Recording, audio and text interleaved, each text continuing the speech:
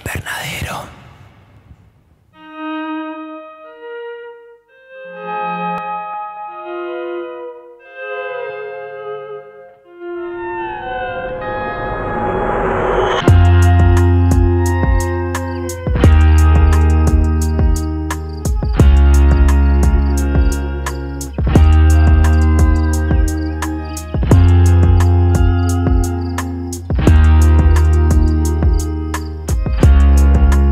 Hola a todos, esto es El Invernadero, acá un nuevo episodio, terminando un poco la gira por el continente asiático, después de haber recorrido tantos países. Esta vez nos salimos un poco de ahí, pero no tanto porque hay unas conexiones entre lo que es la dirección de una película asiática con la película que vamos a estar discutiendo hoy. Mi nombre es Jesús Allende.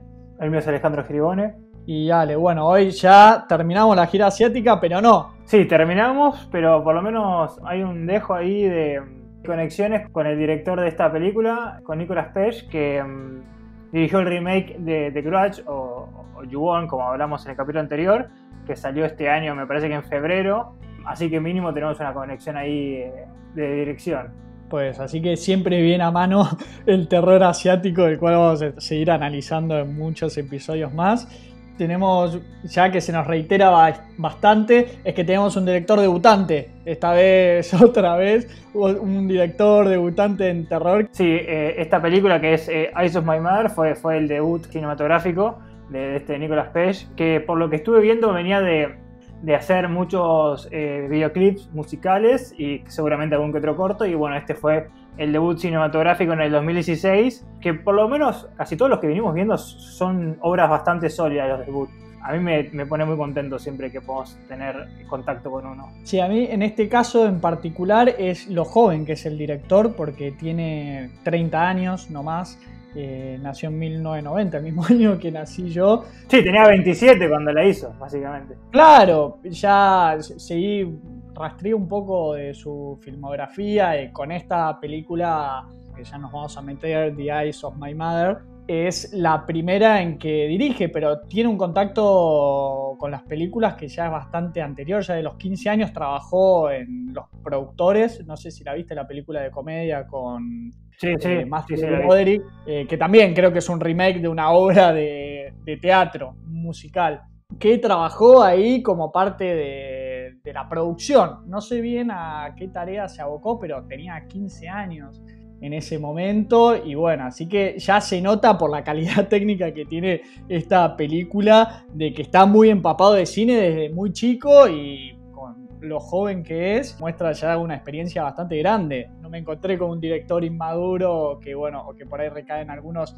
errores o clichés que, bueno, que es normal para un debut. Sí, el apartado técnico es de las cosas más sólidas que vimos en estos debuts. La película es muy linda, la verdad. Y también algo que me gusta, que es alguna de las críticas que a veces les hacemos a estos debuts, es que muchas veces esta iniciación de largometraje a veces adaptan un cortometraje que ellos hacen anteriormente, y suele pasar que no pueden sostener la tensión o la trama original. El hecho de que esta película dura 76 minutos, o sea, 1 hora y 15, creo que le ayuda mucho a poder dirigir los elementos más atmosféricos de la mejor manera, y creo que es una decisión muy acertada. No solo la ayuda, sino que demuestra que si verdaderamente tenés bien en claro qué es lo que querés contar y cómo lo querés contar, no necesitas ni 3 horas ni esas películas que se vuelven densas porque quizá el director da vueltas y vueltas sobre la historia que hay atrás o cómo quiere presentar los personajes. Acá tenía la idea muy clara en cuanto lo quería contar. El tiempo tiene obviamente un paso más lento, entonces quizás se te parece que es más larga que los 76 minutos que dura, que no es nada. Para mí una película redonda son 90 minutos, pero ahora encontré una nueva medida de tiempo aún más corta en la que se puede contar muy bien una historia. Yo creo que los 90 minutos, en específico en el terror, que tiene mucho que ver para mantener la atención, o capaz un thriller también, es la medida ideal. Yo tengo como la regla mental que después de la hora y media, cada minuto que pasa lo tenés que justificar narrativamente, y muchas veces no lo hacen.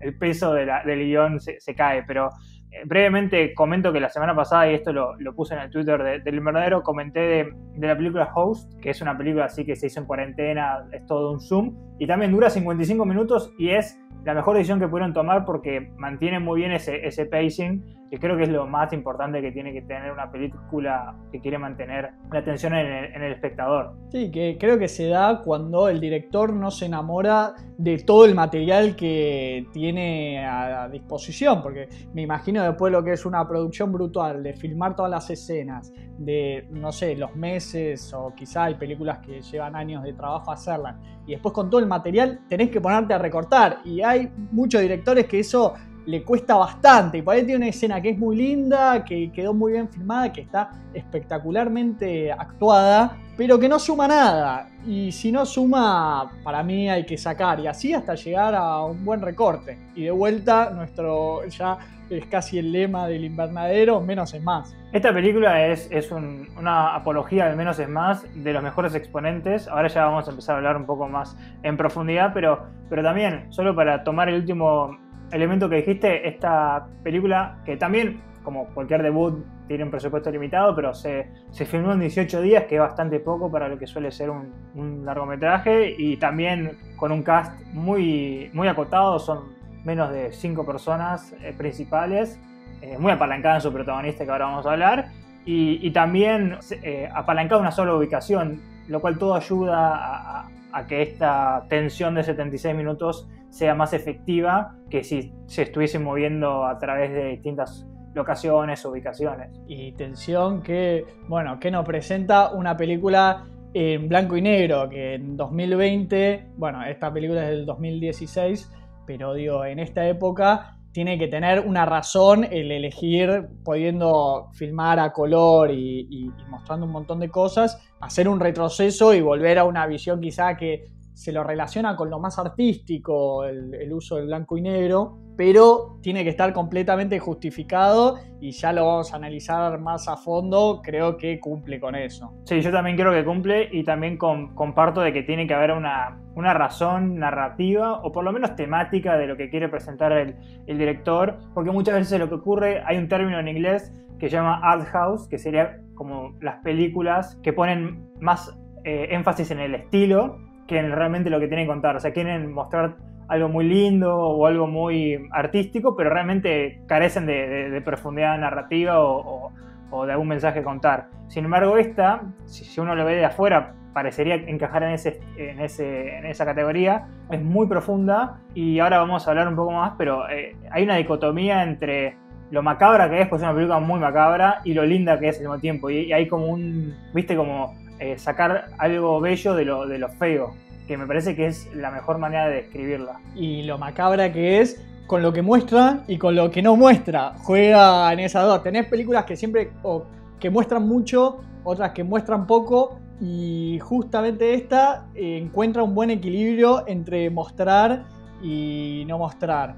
De vuelta, una gran apuesta, haber arriesgado por hacerla en blanco y negro. Yo de las últimas que tengo recuerdo más modernas, una de terror y otra de no terror, se me ocurre Roma, de Cuarón, que elige ese estilo porque eran los recuerdos de su infancia. Entonces uno, cada vez que mira hacia atrás sus recuerdos, por ahí tiene esa visión que se puede ver como una diapositivas en blanco y negro. Y después Lighthouse, que ya la mencionamos mucho en esta, que esta ya sí es de terror, de Robert Eggers, que trata de emular cómo sería una película de fines del siglo XIX. Entonces, tanto esas dos como esta creo que aciertan bien en elegir el tono, donde hay otras más que quizá hacen agua. Yo obviamente había elegido 3 para nombrar. Una obviamente era Lighthouse, después unas que me gustaron.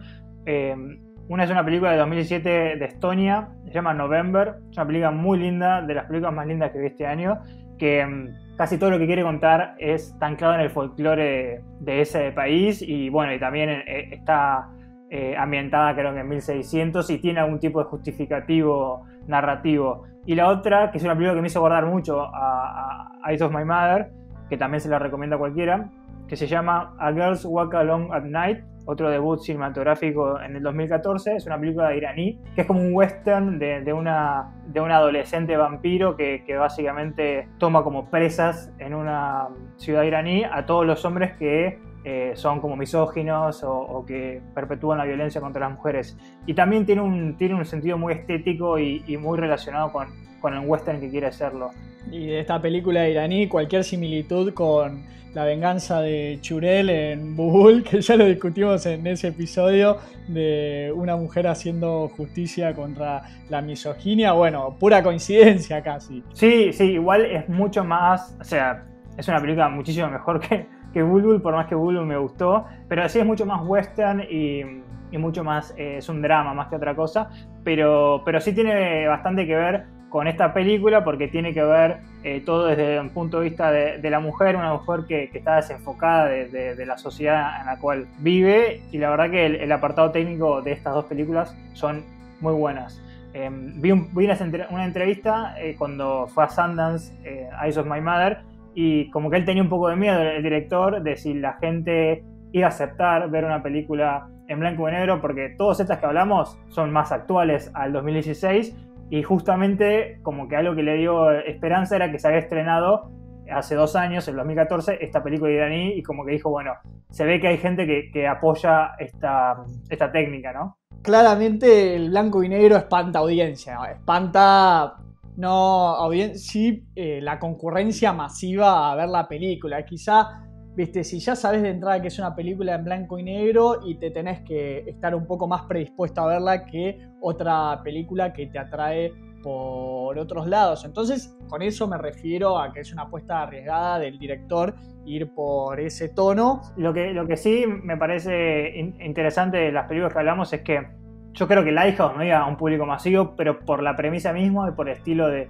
dirección y de cinematografía, entonces creo que entienden que es mejor que el blanco y negro acompañe la decisión a aportar a un público masivo. Entonces creo que en ese sentido es mucho mejor. Como esta película es imposible que hubiese, por cómo es, que aunque sea en blanco y negro, que un público mainstream la hubiese aceptado, porque es bastante particular. Y con esta gran previa de lo que es la decisión estética de filmar en blanco y negro, ¿qué nos cuenta The Eyes of My Mother? Bueno, The Eyes of My Mother nos cuenta la historia de una familia que vive en una granja, una casa así de campo remota. No queda muy bien delimitado dónde es, creo que es Estados Unidos, pero no sé bien en qué ubicación, y donde vamos a ver que a partir de una tragedia familiar, una mujer solitaria va a empezar a ser consumida por sus oscuros deseos.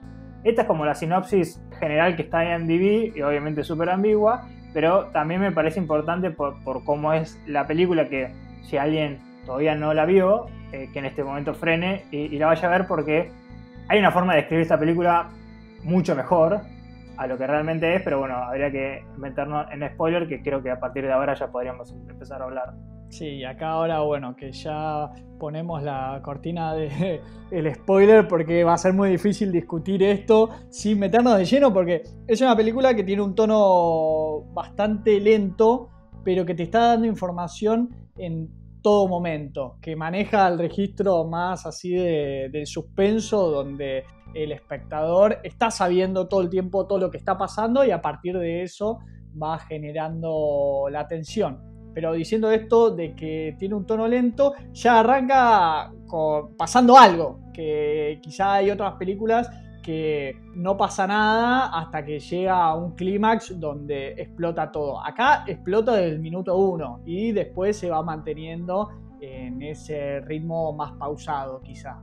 Si tuviese que explicar como así en forma de tesis de qué quiere mostrar el director o la película, sería básicamente como cómo se crea un monstruo, ¿no? O cómo se genera un monstruo o una personalidad así bastante patológica o psicópata. Y esto que decía Jesús al principio, que arranca bastante a los palos, es que en los primeros 10 minutos ya tenemos una escena violenta, que aparece un personaje que toca la puerta de esta casa remota, llama Charlie, y dice que, no sé si dice que es un vendedor, ambulante, lo que sea, pero trata de... Sí, se presenta y... lo peor es que no dan demasiadas excusas, ¿no? Necesita usar el baño y estamos una mujer con su hija en el jardín que estaban haciendo jardinería y no sé, hablando de San Francisco, porque se ve que era muy devota la madre y se aparece este personaje. Sí, se aparece este personaje. Previamente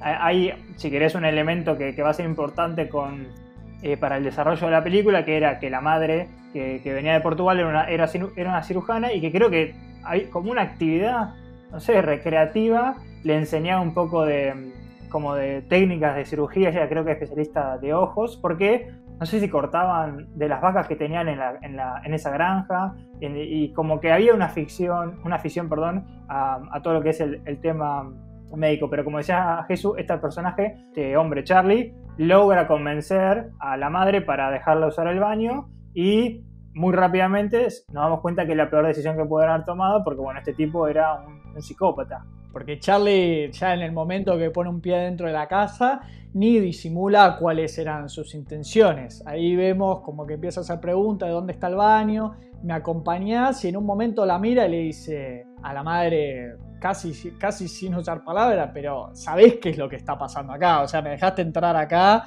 esto se va a poner feo. Creo que inclusive una cita es: esto lo podemos hacer como de la mejor manera, o si me seguís dando excusas, voy a perder la paciencia muy rápidamente. Y algo que me parece interesante y va a ser una especie de leitmotiv de la película es que casi todas las escenas de violencia se realizan fuera de cámara. Esto tiene un poco que ver con lo que hablamos en el capítulo de In My Skin de Marina Devan, que creo que lo más efectivo que tiene una película es inducir al espectador a usar su imaginación, porque muchas veces la imaginación es mucho más potente que realmente te muestren una escena gráfica de este Charlie asesinando a la madre, que vemos, si querés, no sé, cuchillazos, me parece que era, hacia a una figura, no queda muy gráficamente explicado, pero me parece que es mucho más efectiva en eso, en dejar en el espectador el poder. Sin mostrar, es aún bastante explícita, porque no es que implícitamente te deja vos que te imagines que es todo lo que está pasando. Sabés que la está matando en el baño, o sea,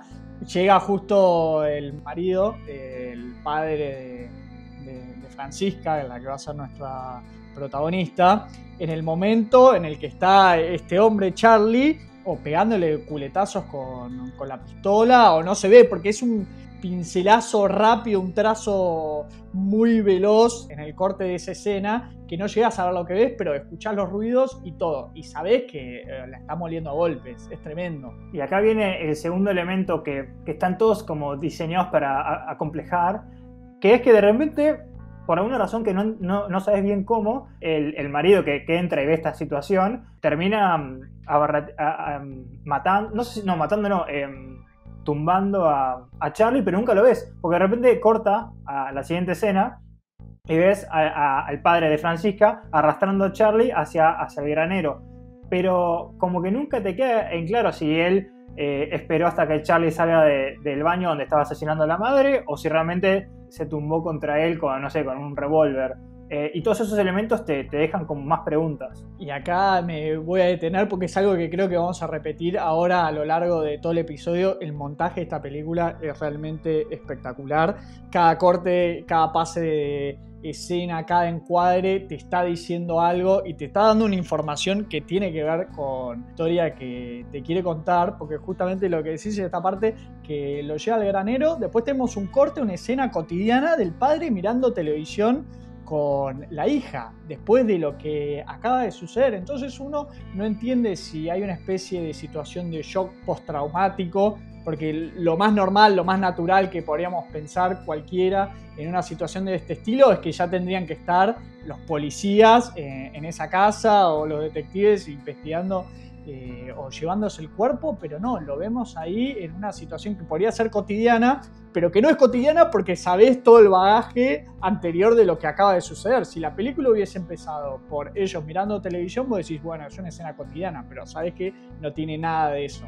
Para mí el padre es un elemento más que te deja perplejo por la falta de expresividad que tiene. No sé si es esto que será un shock postraumático, porque hay un nivel de pragmatismo que la verdad que es perturbador, porque muere la madre y le pide a Francisca que lo ayude a enterrarla, a cavar la fosa, y a donde viene el siguiente elemento perturbador, es que yo particularmente había asumido que el padre había asesinado a Charlie, a este asesino. Y realmente nos damos cuenta que no, lo tiene encerrado, encadenado en este granero que va a ser un eje central de la película. Y le pide a Francisca que le limpie las heridas, le cosa las heridas. Y Francisca tiene como una charla bastante turbia con Charlie, donde Charlie asume que Francisca lo va a matar. Y ella le dice algo bastante interesante, que es: ¿cómo te voy a matar si sos mi único amigo? Claro, porque a partir de ese momento, más que un sentido humanitario del padre solicitándole a la hija esto, hay un tema de que pasa a ser la mascota de su hija, ¿no? Y revela ya una idea muy oscura de que las cosas no eran tan normales en esa casa antes de que sucediese este hecho violento de Charlie irrumpiendo y matando a la madre. Ya en esa casa algo muy extraño estaba pasando, ya sea por el aislacionismo, por la manera en que la estaban criando a su hija. Hay toda una historia por detrás que, bueno, que se descubre muy lentamente. Yo, de hecho, y no hay ningún elemento para demostrar lo contrario o afirmar, nunca te queda claro que realmente son los padres de Francisca, porque son bastante distintos. Ellos vienen de Portugal y tienen como una tonada bastante remarcada. Y bueno, y obviamente Francisca tiene una tonada bastante estadounidense. La madre, cuando estaba viva, le hablaba en portugués, pero como que queda esa incógnita que nunca va a ser revelada. También son muy mayores. Sí, sí. Que tendrá unos 5 o 6 años Francisca al principio, después va a haber una elipsis, pero creo que sí, que también eso es otro elemento que te saca de foco, porque si querés, cuando tenés a Francisca cosiéndole los ojos y la lengua a Charlie, que es lo siguiente que va a pasar, pero todo a través de una chica inocente de 5 años, te acompleja aún más. Y también te saca del foco de no saber bien qué pasó, como decía Jesús, de si realmente es una familia de psicópatas, como podría ser en la masacre de Texas, o realmente era la mejor manera para que Charlie no se pueda escapar, porque obviamente si le saca los ojos y le saca la lengua, primero no podría hablar, y segundo, estando encadenado es imposible que se escape. Y capaz, como bien dijo Jesús, es como muy macabramente el nuevo juguete o el nuevo amigo de Francisca. Es que no ves en ningún momento de parte de ella un ánimo de tortura, de venganza, por más de que sí, obviamente, todo el contexto y toda la situación de que esté encadenado, de que lo estén casi que matando de hambre, que bueno, después de que le saque los ojos, que nunca lo vemos, ¿no? De repente en un momento lo vemos vendado y después debajo de esas vendas unas cicatrices brutales, y con todo, bueno, toda esta información de que sabíamos que la madre era neurocirujana, era cirujana de ojos cuando vivía en Portugal, y después, bueno, verlo sin ojos, pero no ves que hay un espíritu de venganza de ella, de mataste a mi madre, entonces vas a estar, sino va más por el lado de esto de que siente una soledad y también no tiene la madurez para entender ese sentimiento todavía. Entonces se encuentra en compañía en esta persona juguete amigo. Es todo un rejunte de cosas y emociones en esta persona que fue la que mató a su madre. A mí me hizo acordar mucho a cómo reaccionan los niños en Dogtooth, la película de Yorgos Lanthimos, que básicamente son personas que vivieron aislados del mundo y que lo único que hacen es extrapolar e imitar lo que ven, y probablemente al haber crecido con tragedia y estos comportamientos aberrantes que están implícitos de esta pareja, que realmente no es tan normal, yo creo que, como dije, los imita, porque cuando ves los actos de violencia, tanto ahora cuando es chica como cuando después es grande en los siguientes capítulos, siempre lo hace de una manera casual, casi con... hay un sentido de placidez. No ves como si fuese un slasher que realmente siente placer infringiendo el dolor en las personas y viendo cómo se retuercen. Acá es mucho más juguetón, aunque sí, hasta natural, sí. Como que es parte de lo cotidiano, que de algún lado lo tiene que haber aprendido y desde muy joven. Entonces toda esta realidad tan terrible de que se vivía en esa casa antes de la interrupción de Charlie. Coincido en lo que decís de que me recuerda a Doctus, esta película de Yorgos Lanthimos que tanto nos gusta. Le sentí un tono así tan oscuro, sin la cuota quizá de humor o ironía. Que Sí, sin la sátira. Muy bien. Sí, claro, Yorgos es muy oscuro, un director griego que maneja ese registro, pero es muy irónico y también encuentra los huecos para humor. Acá no le encontré ningún tipo de sentido humorístico en ningún momento, no elige. Y al otro director que, bueno, que para mí es un gran elogio a esta película porque verdaderamente siento que encontramos una joya. Esto nos gusta decir esas películas de terror, de que a veces hay que ver mucho terror hasta encontrar algo que es realmente muy bueno, pero sí le sentí una vibra muy hitchcockiana. Sí, pero sí, sin duda. Y es lo más Hitchcock que vi en el último tiempo desde Hitchcock, si se entiende, ¿no? De que toda esta película tranquilamente podría ser la precuela de Psicosis. Si a mí me lo hubiesen vendido como que era un remake, una precuela inventada de El origen de Psicosis, me parece que hubiese sido mucho mejor que toda la serie después que hicieron de Bates Motel para explicar, porque la historia lleva a todo eso, la relación del hijo con la madre, de las familias, de la locura, y siempre dándote información. Acá no, o sea, lo que te ocultan es porque no te pueden contar todo y bueno, eligen cosas no contarte, pero te están dando mucha información de todo lo que está pasando y uno lo va pasando mal porque sabe todo lo que está sucediendo. Y por eso dicen, me parece importante decir eso, de que un cuadro que puede parecer que es cotidiano, cuando vos tenés toda esta información detrás, deja de ser cotidiano. Sí, justamente la maestría de Hitchcock era que mostrar al espectador que sepa más que los actores de la película, y eso genera la tensión. Adicionalmente, algo que había investigado era que una de las razones por las cuales hizo esta película en blanco y negro, por más que hay razones, si querés, para fomentar ese sentimiento de soledad y aislamiento que tiene Francisca, es porque al director sus películas favoritas de terror eran las películas de los 50 y los 60 que se conocen como las películas góticas americanas. Obviamente Psicosis está en esa categoría y hace mucha referencia también.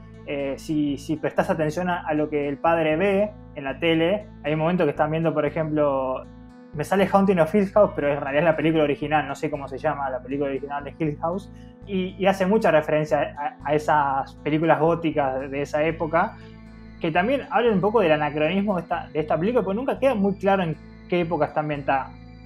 Obviamente es antigua, casi por los autos, la vestimenta y los edificios, pero en el capítulo 2, ahora vamos a hablar un poquito, cuando introducen a un nuevo personaje, que es una chica, esa chica habla bastante, según mi percepción, de una manera bastante moderna, y entonces nunca me quedó muy claro en qué momento estaba ambientada. Acá, de última, con eso decías de lo que veía el padre en la tele, que aparecía Vincent Price. Sí. Que bueno, también es otro de los padres de contar historias de terror, que bueno, también inspiró a Tim Burton. Siempre usa el personaje de Vincent Price en sus películas, se inspiró mucho de sus personajes también. Y lo otro que dijiste también, el tema de la temporalidad, de que hay verdaderamente una desconexión, porque pareciese que fuese una película que está sucediendo en la campiña europea por esta madre portuguesa, pero está sucediendo en un lugar indeterminado en Estados Unidos. La hija es verdad que se maneja de manera más moderna, pero en la casa no ves ningún elemento muy tecnológico. Los televisores son viejos, pero no sabes si es porque están frenados en el tiempo en la casa en la que viven, porque están aislados de todos, o porque el mundo afuera de esa casa está en esa misma línea temporal. Sí, y si querés, usando eso como un disparador, ya pasamos al siguiente capítulo. Esta película está dividida en 3 capítulos que son premonitorios de lo que va a terminar sucediendo. El primero se llama Madre, básicamente cuentan que va a morir el primero Madre y empieza con la muerte de la madre. El segundo se llama Padre y empieza con la muerte del padre, y aparentemente pasa 20 años mínimo después, no queda muy claro, pero Francesca ya es una joven de mínimo 25, máximo 30 años. Sí, no es una adolescente. Sí, no es una adolescente, y vos la ves que está durmiendo con el padre. Y otra cosa que queda bastante ambiguo. Mi interpretación es que el padre se muere durmiendo, pero también podría interpretarse que él queda como en estado catatónico o vegetal, pero la verdad que las dos interpretaciones creo que son válidas. A menos que, bueno, el director diga no, realmente murió, pero bueno. Sí, más adelante Francisca va a revelar que lo mató, pero me quedo con eso que decís vos, de que no sabés, o sea, a qué se refiere con haberlo matado. Si lo dejó estar, si quizá hizo algo que lo hizo, no sé, tener un paro cardíaco, no sabemos. Él está al cuerpo que lo tiene conservado, no sabemos bien de qué manera. Y que también que la acompaña a su cadáver, la acompaña a ella en su soledad. Yo lo sentí porque obviamente cuando incita a que usemos nuestra imaginación, la imaginación a veces se va a lugares bastante oscuros y yo sentí que había como una necrofilia, pero no en sentido sexual, sino como un deseo para evitar la soledad y que si realmente hubiese muerto el padre, hubiese preferido estar con ese cuerpo inerte del padre a aceptar que realmente estaba sola. Entonces, una opción es esa, la otra opción es que, bueno, esté en un estado vegetal, porque ves que lo baña, que también es una escena muy, muy Bates o Hitchcock, o en un momento baila y lo pone como en una silla que también hay unas caras que pone este padre que te dan la sensación de que realmente está muerto porque te perturban, pero creo que lo más inteligente que tiene la película es elige qué cosas contarte y qué cosas dejarte a tu interpretación, y esta es una de las más importantes. Sí, después lo va a matar, pues, porque eso es parte de la película, pero bueno, va a ser un poco más adelante. Siempre hablamos de películas de terror que las que más nos suelen gustar son las que tienen muchas capas, ¿no? Las que a veces tenés que dejar de que te baje la información para entender lo que viste. A esta le encuentro la diferencia que más que capas, lo que tiene son un montón de puertas que te llevan a lugares a donde no sé si querés entrar, ¿no? Muchas puertas que quizá mejor no abrir, que están ahí, ¿no? Uno entra en esta casa del terror que te presenta The Eyes of My Mother y elige a dónde se va a dirigir, qué puertas va a abrir, con estos cortes de que te muestran la información, pero no te muestran la escena de violencia en sí, sino los resultados de la violencia, algo que también hizo Ghostland en alguna de sus escenas. Pero bueno, uno elige hasta dónde llega, y yo creo que con esta película puedes llegar muy lejos, a lugares, rincones verdaderamente muy, muy, muy oscuros. Sí, porque, por ejemplo, cuando ya tenemos este corte temporal de mínimo 20 años, nos damos cuenta que, por ejemplo, Charlie sigue vivo y sigue en un estado completamente deshumanizado en el granero, parte de esta necesidad que tiene Francesca por evitar estar sola.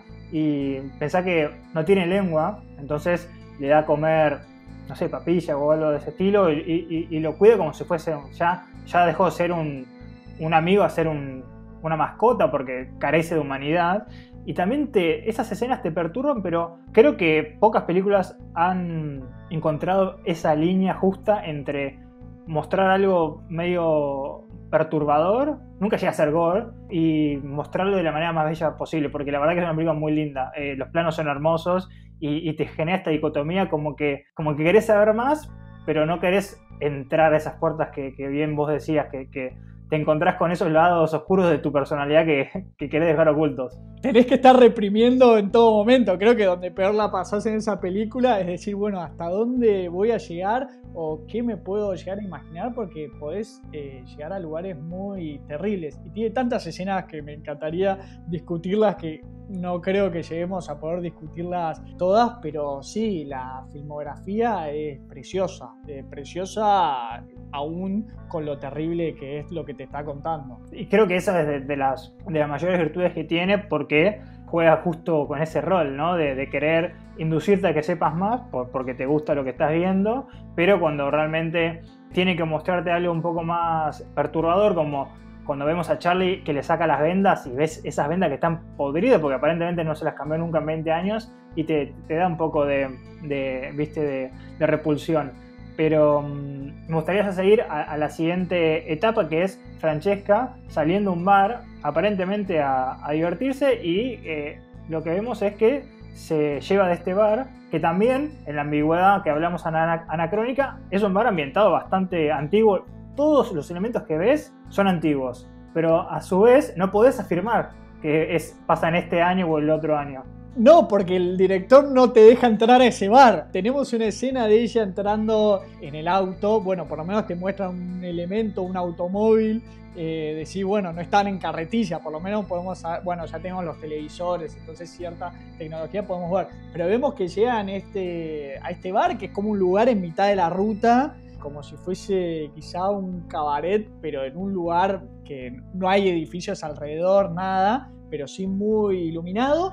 Y el director te dice, vas a llegar hasta la puerta nomás. Después, o sea, se baja del auto, hasta la puerta y la ves desde el auto. No es que te acercás con ella. Claro, ni siquiera te bajaste del auto. El director te deja ahí en el asiento para que veas cómo entra y después corte, la vemos de vuelta en el auto, pero esta vez acompañada de una mujer que conoció en el bar. Sí, que se la lleva a la casa y que acá hay una, y lo vamos a ver un poco más en el tercer capítulo, hay algo muy lindo de... Vos sentís cierta empatía con Francesca, que es un personaje exquisitamente perturbado, o sea, vive en otro planeta, pero es muy carismática y tiene cierto nivel de persuasión porque a personajes que vamos a ver viendo, tanto esta chica como en el capítulo 3, de alguna manera logra, como logró Charlie al principio, llevarlas a la casa donde, si las cosas no salen como ella quiere, va a realizar estos actos o este deseo oscuro que tiene. Pero lo que ocurre es que convence a esta chica a volver en el auto con ella, que está, entre comillas, a varios pueblos, o sea, no es algo cerca de la casa. Es que lo primero que yo me imaginé, dije, bueno, ya por lo que es la puerta del lugar y todo, me imaginé que era una prostituta que le había pagado para llevársela a la casa, pero no, ella va por su propia voluntad, como encantada un poco en la inocencia de Francisca, o por lo menos el aura que ella emanaba. Y esta mujer está casi en plan romántico, ¿no? Romance, como que quiere saber más de ella. Sí, le hace preguntas. Claro, y que Francisca le responde todo con naturalidad y con mucha honestidad. Y ella, a medida que va absorbiendo esa información, se está dando cuenta que está en un lugar peligroso. Yo creo que lo que tiene es que esta soledad o este aislamiento casi perpetuo que tiene Francesca de haber crecido en esta familia que obviamente no era la familia más amorosa posible y en esta granja aislada del mundo, le evitó que desarrolle a un tipo de termómetro de lo que es un accionar normal de la sociedad. Entonces ella no entiende que cosas que dice están siendo interpretadas de la manera contraria a capaz lo que ella sienta, y vos ves desde el lado de esta mujer que no tiene nombre, como cada cita o cada texto que Francesca comenta la perturba cada vez más, al punto que empieza a elaborar excusas para irse rápido porque dice, esta persona es una psicópata.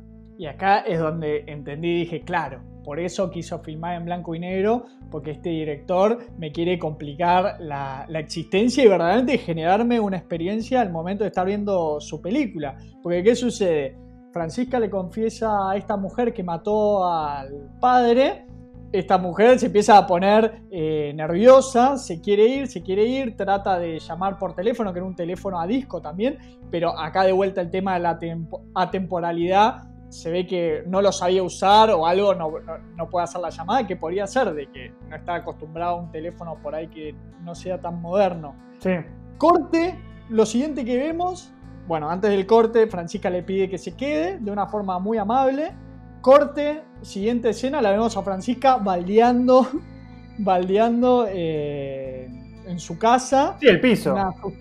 El piso. Que no sabes, no sabes qué es, si es agua, si es sangre. Sí, es claro, uno piensa que es sangre, pero tranquilamente podría ser agua, o que ella está trapeando o está encerando los pisos, pero está en blanco y negro y no hay manera de saberlo.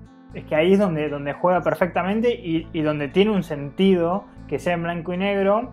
Como por ejemplo algo que vamos a ver ahora es que muchas veces vemos una escena de Francisca comiendo algo y nunca te queda bien claro que está comiendo. Ya yo tengo teorías desde que es caníbal también, por cosas que vamos a ver ahora, pero de nuevo son ambigüedades, porque cuando ella hace la referencia de que realmente mató al padre, hay una escena un poquito más adelante que vos ves que ella está cortando un brazo. Ese brazo tiene un anillo. Nunca queda claro si es el padre que obviamente estaba casado con la madre y le está cortando el brazo, o si es esta mujer. ¿Por qué digo esto? Porque esa escena pasa posterior a que ella le confiesa a esta chica que se llevó al bar que había matado al padre. Entonces no te queda muy claro quién es esa persona, pero después ves que guarda, como en algunas bolsas, en el refrigerador estos pedazos de carne. Y nunca te queda en claro si realmente los quiere comer o si es parte de este ritual medio juguetón que tiene. O si es algo completamente cotidiano porque vive en una casa en mitad del campo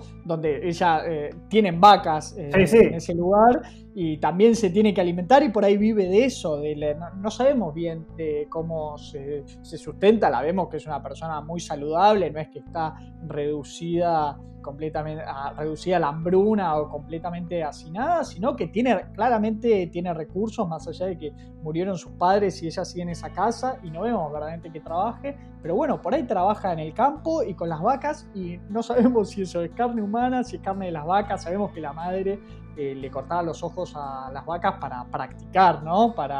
Y que le enseña esa técnica a la hija, que bueno, después lo usa con motivaciones un tanto más siniestras. Es que ahí es donde, si querés, lo más interesante de la película es como un trauma o, viste, siempre está la discusión si es la crianza o si es el contexto de la vida que nos moldea, si es que presenciar a los 5 años el asesinato brutal de su madre le generó estos deseos macabros que la madre, sin saber, le dio herramientas para poder llevarlos a cabo, o si realmente, bueno, era una persona psicópata de nacimiento. Es una eterna discusión, creo que en la psicopatía o en la psicología criminal, pero es muy inteligente la película. Y después de esta escena de que está cortando este brazo y está guardando esta carne, vemos que, no sé si es porque no puede soportar estar sola, vuelve con Charlie, pero esta vez lo saca del granero y le da un baño. Y acá volvemos a ver en mucho más detalle la cara de Charlie, que como ya había dicho antes, estaba deshumanizado. Acá ya casi que parece Gollum, ¿no? Deja de ser un humano. Y acá una nominación a Fuck Up Scene para cuando hagamos los premios de El Invernadero. Tenemos esta escena es una escena de una relación sexual. Lo pone a Charlie sobre la cama, ella se desnuda y después ya tenemos un corte. Charlie está desaparecido, ella la está buscando. Hay un plano muy lindo de hermoso. Ella en el piso arriba de la casa y se ve por la ventana a Charlie muy lejos yéndose como por un prado de noche. Charlie, imagínense, después de años de estar, creemos que sí, que fueron como casi 20 años de estar encadenado y... Sí, no tiene ojos. Claro, no está vendado, entonces lo ves como tanteando en la oscuridad, caminando muy lento, ringueando, y ella no tiene que correr a buscarlo, sino que puede caminar perfectamente hasta alcanzarlo, y cuando lo alcanza vemos casi lo que sería una escena sexual, ¿no? Pero ella empieza, una escena sexual porque lo que no te mostraron antes, ahora te lo muestran, pero de una forma metafórica y horrible, que le empieza a dar puñaladas reiteradas, pero de una manera y un movimiento que pareciese, porque las puñaladas no la ves, pero pareciese que estuviesen teniendo relaciones sexuales. Es completamente retorcido. Sí, y el foco puesto en el sonido de cada una de esas puñaladas que como penetran el cuerpo de Charlie. Que nunca te queda en claro si realmente es algo más pragmático decir, ok, ya no me sirve, o si dice, bueno, esta persona no quiere estar conmigo, lo voy a liberar de la manera que ella lo ve más conveniente, que bueno, es matándolo, porque también no es una escena macabra en el sentido de que vos ves cómo ella lo está matando y está disfrutando de matarlo, aunque sí le dice una cita que hace referencia a una de las citas de cuando Charlie estaba con Francisca con 5 años, que Francisca le pregunta por qué hizo lo que hizo, por qué mató a la madre, y él le responde algo así como porque es muy lindo matar, o porque es una experiencia muy placentera. Y bueno, en esta escena cuando ella lo está apuñalando, le replica la misma cita, como, sí, tenías razón, es muy placentero. Al principio de este episodio hablábamos, ¿no?, de que por ahí es la historia de la creación de un monstruo. Yo creo que este monstruo, que vendría a ser Francisca, ya se había gestado mucho antes de la irrupción de Charlie. Había una realidad muy oscura en la crianza de los padres. Mi teoría es que el que abusaba ahí tenía una relación de poder y que probablemente la violase, la torturase a la hija era el padre, y quien la defendía de de todo ese abuso era su madre, porque ella la tiene a su madre como si fuese una santa y al padre no lo tiene el mismo lugar por más de que lo quiere. Pero bueno, eso son todas interpretaciones. Pero el monstruo ya estaba gestado desde mucho antes y así ahora ya entramos a lo que sería el último arco con el nombre de La Familia. Sí, me gustaría solo dar una cosita que encontré ahí en la trivia de IMDb que a veces nos ponemos a chusmear, y es que cuando Francisca, hay 2 escenas que Francisca baila con su padre. Las 2 veces es posterior a una muerte. La primera es la muerte de la madre, que fuerza al padre, que de nuevo muy inexpresivo, no quería, pero se ponen a bailar, y después es cuando ella baila sola, el padre, como habíamos dicho, postrado en un sillón con una cara mirando hacia el techo porque de nuevo o está catatónico o está muerto. Pero esta canción es la misma, se llama Naufragio, de Amalia Rodríguez, y dice que es de un tipo de música portuguesa tradicional que se llama fado, que se traduce básicamente como el destino triste, y que se suele utilizar para expresar el sentimiento de miedo de perder a alguien querido. O sea que básicamente tiene, si querés, un rol bastante temático, de que lo pone en estos momentos donde ella pierde a una persona, siendo Charlie, o siendo el padre, o siendo la madre, que en realidad el eje central de toda esta película es la soledad que siente Francesca.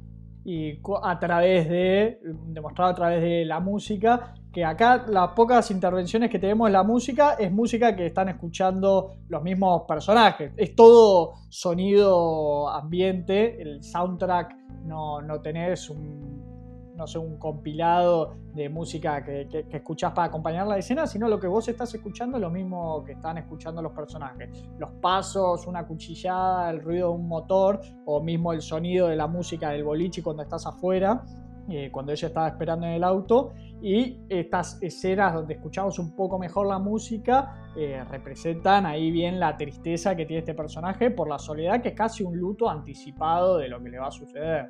Y como bien habías dicho, ya ahora estamos en el episodio 3, que es familia, y haciendo un poco de relación con los otros episodios, nos da una premonición de quién va a terminar sufriendo.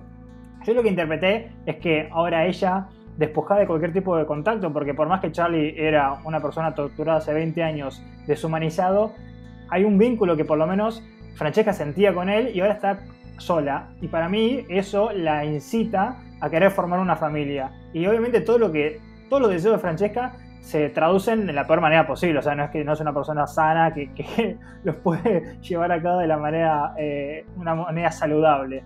No es que sale a buscar pareja y formar y querer establecerse y decir, bueno, vamos a vivir en esta granja de la manera más sana posible. No, va, y acá, si querés, de los 3 episodios, este es el episodio más brusco en algún sentido, en si querés dejar de sentir empatía por Francesca, porque casi que parece una asesina serial en tiempo y forma, ¿no? Como si fuese cualquier slasher. Claro, porque hasta este momento todas las personas que murieron, que vendrían a ser Charlie, el padre y la madre, podés llegar a pensar, decir, bueno, quizá se lo merecían porque le habrán hecho algo a Francesca. Por ahí la madre no, pero si pensamos que tuvo una infancia terrible y que nada, y todas cosas que no podemos saber, decís, bueno, por ahí también. Y el personaje de la mujer esta que se lleva al bar, no sabemos hasta ese momento si la mató o no. Lo presuponemos, pero no tenemos ningún tipo de confirmación. Acá sí vemos una persona que es 100% víctima. Sí, porque acá, bueno, otro plano muy lindo que es Francesca sobre la ruta, un plano muy lejos, con la cámara alejada de un bosque muy alto, muy lindo, y hace dedo para que frenar esta camioneta, que bueno, era una mujer con su bebé. Y como habíamos dicho anteriormente, hay una inteligencia que suelen tener realmente cuando uno investiga un poco en los asesinos seriales.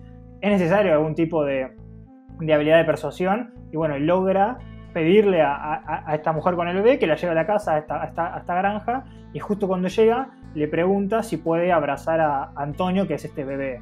Y la madre es medio reticente, pero termina aceptando, porque también algo muy lindo que tiene la película y el casting es que Francesca, inclusive cuando es grande, transmite a un aura de paz.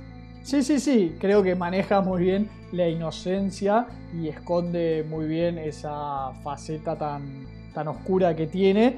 La madre obviamente tiene sus recaudos al momento, como que desconfía de decir, mirá, no te conozco, no te voy a dar mi bebé. Ella insiste, pero de una manera muy dulce, entonces accede. En el momento en que le entrega al bebé, ella le dice algo en portugués, que ya la madre sospecha y dice, ¿qué le estás diciendo a mi hijo? Y se escapa con el bebé. Y acá entramos ya a una parte muy terrible de la película. Sí, bueno, acá se escapa con el bebé, la lleva, o sea, la incita a la madre a que corra a buscarlo. El bebé está en la cama de Francesca, la madre entra y, bueno, Francesca le da un puñal por la espalda. Hay algo que tiene esta película que me parece muy inteligente, pero de nuevo es bastante perturbado, es que muchas veces Francesca no los termina matando, y para mí eso es peor aún, porque los termina no es la palabra torturar, si bien es una tortura, es que le saca los ojos, le saca la lengua y los encierra en el granero, y eso es infinitamente peor a que directamente los mate. De hecho, por la puñalada que le da, yo lo primero que me imaginé es que ya estaba muerta, y después la vemos que la está colgando en el granero y que también, que tiene un corte en la garganta. Yo siempre interpreté que le sacaban la lengua también para que no hablen, porque Charlie tampoco habla, me parece, después de los 20 años, pero no queda muy explícito. No, pero la ves acá con este corte en la garganta que yo creí que estaba muerta y la iba a poner ahí como un decorado horripilante. Que también uno podría interpretar que son las habilidades que le dio la madre de cirugía que, bueno, le permiten hacer estos actos macabros. Claro, que es como diseccionar, viviseccionar a las personas, a sus víctimas, que ella obviamente no las ve como víctimas, sino como estas personas que la van a acompañar, y la única manera que entienden que puede formar una familia, y la tiene, y ella pasa a ser entonces la madre de este bebé, porque sí, una segunda elipsis durante años. ¿Qué serán? ¿Unos 8 años más o menos? Sí, porque Antonio, que es este bebé, ahora parece tener entre 8 y 10 años, no queda muy claro, pero bueno, puede hablar, puede tener una conversación normal, se habla en portugués con la madre y también en inglés, y de nuevo, algo que suele pasar en este tipo de películas, o con los niños, es la curiosidad del niño siempre es mayor a su autocontrol y termina yendo al granero, que es lo único que la madre le dijo que nunca haga. Y acá es algo que acá la mente va para cualquier lado. Nunca te queda claro si capaz Francesca experimentó lo mismo con la madre y la madre tenía este ritual macabro con el granero. Queda en la imaginación de cada uno, pero son como puertas que uno puede ir. Y no son cosas que no están, que no quedaron resueltas del guión, sino que muy decidido te dice, bueno, esto resolvelo vos. Yo te conté una historia donde te doy un montón de información, vos elegí después qué puerta vas a abrir. Y bueno, y finalmente también creo que es linda la película porque también intenta buscar. El final no es lo que más me gustó, sí, pero tampoco. Intenta como buscar una idea de que hubo justicia después de todo eso, que no es que queda impune lo que hace Francisca. El hijo llega al granero, obviamente creció con la madre diciendo está prohibido ir al granero, obviamente en algún momento va a ir al granero, sí. Iba a ser mayor, y además a medida que uno se va haciendo más grande también se va rebelando contra los padres, y esto fue una rebelación contra su madre, que en realidad no era su madre sino su secuestradora, pero él creció creyendo que era su madre, y la ve a su verdadera madre en este estado completamente deshumanizado. Al principio se asusta porque la ve como un monstruo, después se da cuenta que es una persona y finalmente la libera. Y a partir de esto, bueno, finalmente la atrapan. Tenemos ese plano final de que llega la policía y ella, bueno, agarrada al hijo como si fuese un rehén. Bueno, a su hijo no, también es muy confuso, pero te genera esta confusión de la locura de que, bueno, de que se vuelve la madre adoptiva del chico que secuestró. Sí, ahí el final que decía Jesús que no es lo mejor que tiene porque corta con el sonido de un disparo, porque ella está agarrado del hijo con un cuchillo casi en plan de rehén de prefiero matarme y matarlo antes que lo capturen, pero no es lo más sólido. Me gustaría cerrar únicamente con un comentario que no hicimos, que es que la madre real de Antonio, que está deambulando por la ruta, porque obviamente no tiene ojos, no sabe por dónde va, se encuentra con un camión, que así es como asumo que después se termina entrando la policía, y eso es como de nuevo estos loops cerrados que a veces nos gustan en las películas, porque de esta manera arranca la película. La película arranca con una mujer que no sabemos quién es, muy perdida en la ruta y un camión que frena. Y de repente de ahí ya cortamos a Francesca con 5 años y el padre y la madre en la granja. Y uno se olvida completamente. A mí me sucedió lo mismo con el inicio de Cairo, que tiene una escena en un barco que después la película sigue por otro lado y uno se olvida hasta el final que cierra con eso. Acá lo mismo. Arranca con el camión que frena de una mujer que se ve muy a la distancia y después te olvidas de esta escena hasta el final de la película que decís, claro, acá arrancó todo y termina con este loop. Sí, a mí personalmente me hubiese encantado más que cierre con el loop y evitar esa escena extra de la policía. Tampoco siento que carezca de sentido o que sea un detrimento de la película, pero son esos finales que a veces no nos gustan y que de una película que generalmente menos es más, esta partecita se quedó más en la parte de más. Coincido que a mí es lo que menos me gustó la película, que me encantó. Sí, a mí también. Y aún así es un final que está muy bien, pero también es el único momento en el que uno tiene respiro. Es como que sentís este agobio durante 75 minutos y en el minuto 76 decís, como que exhalás. Decir, bueno, por lo menos hubo justicia. En un momento sentiste empatía por Francisca, pero después se volvió demasiado oscura, ya nada justificaba que hiciera lo que estaba haciendo. Y bueno, y tenemos este cierre donde decís, bueno, hubo alguna especie o una suerte de justicia. Pero eso fue The Eyes of My Mother, acá discutiéndola en el invernadero, una película brillante y de vuelta una de esas joyas que uno se encuentra cuando realmente escarba mucho en el terror, pero se puede encontrar una cosa que es muy terrible y muy bella a la vez. Sí, yo comparto, a mí es una película que me encantó, me dejó siempre perplejo de cómo te muestran cosas o infieren cosas, como que lo hablamos durante todo el capítulo, cosas muy feas, pero te las muestran de manera tan linda que te quedas ahí perplejo.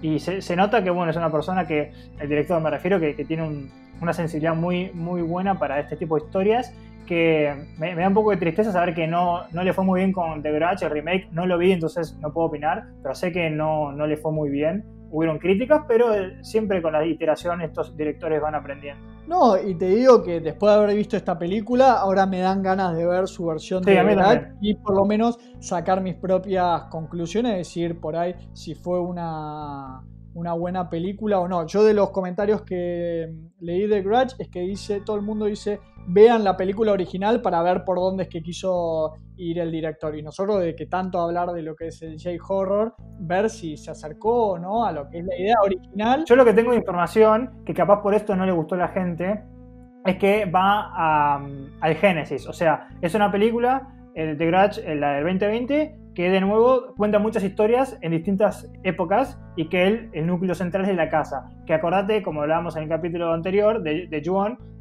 la trilogía de Grudge nunca hizo eso. Entonces capaz a la gente que solo tiene contacto por los remakes estadounidenses no entiende que eso realmente es el foco de la saga Ju-On. Así que bueno, nos queda solo ver la película, sacar nuestras propias conclusiones y me encantaría hacer un episodio de ahora el remake de Ju-On sabiendo que es de este director. Así que Ale, ¿nos recordás nuestras redes? Sí, nuestro Twitter es el invernadero H1, ahí tenemos links a nuestro dashboard donde puntuamos y tenemos toda la información y también nuestros links a las otras redes sociales y en nuestro YouTube nos pueden encontrar como el invernadero horror. Recuerden seguirnos tanto en Spotify como activar las notificaciones en YouTube para que estar enterados y seguirnos obviamente en Twitter para estar enterados cada vez que sacamos un nuevo episodio. Esto fue The Eyes of My Mother en el invernadero, espero que les haya gustado. Un tanto agobiante ahora respirar después de tanta oscuridad y con la advertencia de tener cuidado qué puertas abrimos al momento de ver estas películas de terror.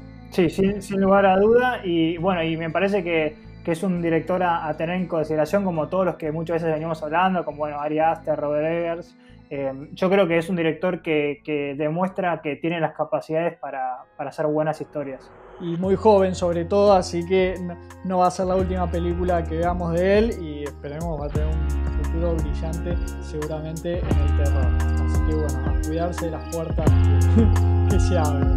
Mi nombre es Jesús Allende. El mío es Alejandro Giribone. Hasta la próxima. Chao, chao.